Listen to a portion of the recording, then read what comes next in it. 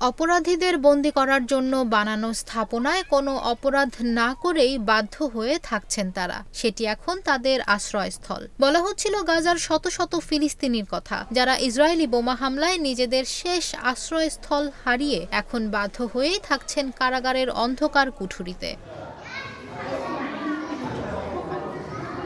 গাজার দক্ষিণাঞ্চলীয় খান ইউনিসের একটি জেলা থেকে বাস্তুচ্যুত হওয়ার পর কারাগারে আশ্রয় নেয় ইয়াসমিন আল দারদাসির পরিবার। দারদাসি জানান তার পরিবার ৩ দিন একটি গাছের নিচে কাটিয়েছেন। এখন তারা খান ইউনিসের কেন্দ্রীয় সংশোধন ও পুনর্বাসন কেন্দ্রের মসজিদে থাকেন।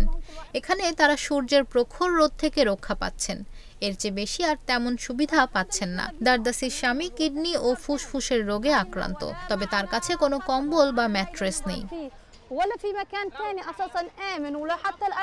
এই ফিলিস্তিনি নারী রয়টার্সকে বলেন, আমরা এখানেও বসতি স্থাপন করছি না। এই নারীর সংখ্যা এখান থেকেও তাদের সরিয়ে দেওয়া হবে। ইসরায়েল বলছে হামাসের বিরুদ্ধে যুদ্ধে তারা বেসামরিক নাগরিকদের রক্ষার জন্য নিজেদের নিয়ম মানতে পারছেন না। ফিলিস্তিনি এই ভূখণ্ডে গত ৭ অক্টোবর থেকে হামলা চালিয়ে যাচ্ছে ইসরায়েল। গাজায় অনেক ফিলিস্তিনি আছে যারা এ পর্যন্ত একাধিকবার বাস্তুচ্যুত হয়েছে।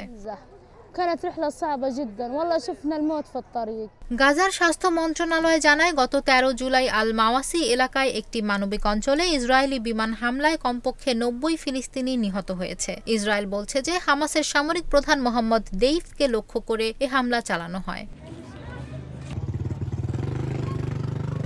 বৃহস্পতিবারও গাজার স্বাস্থ্য মন্ত্রণালয় জানিয়েছে, পূর্ব খান ইউনিসে ইসরায়েলি সামরিক হামলায় ১৪ জন নিহত হয়েছে। বিশ্বের সবচেয়ে ঘনবসতিপূর্ণ স্থানগুলোর একটি গাজা। এই ভূখণ্ডের বেশিরভাগ অংশই এখন ধ্বংসস্তূপে পরিণত হয়েছে।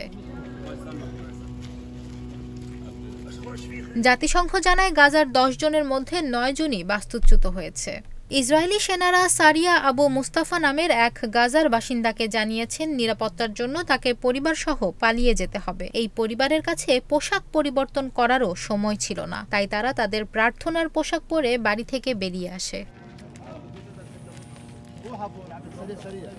এই পরিবারটিও কিছুদিন বাইরে থেকে এখন কারাগারে আশ্রয় নিয়েছে। ওই কারাগারের কয়েদিদের ইসরায়েলের হামলার আগেই ছেড়ে দেওয়া হয়। সারিয়া আবু মুস্তাফা রয়টার্সকে বলেন, আমরা আমাদের সাথে কিছু নিয়ে আসিনি, আমরা পায়ে হেঁটে এখানে এসেছি। বাচ্চারাও আমাদের সাথে হেঁটে এসেছে। গত ৭ অক্টোবর ইসরায়েলে হামলা চালায় হামাস যোদ্ধারা। এতে ১,২০০ ইসরায়েলি নিহত হন।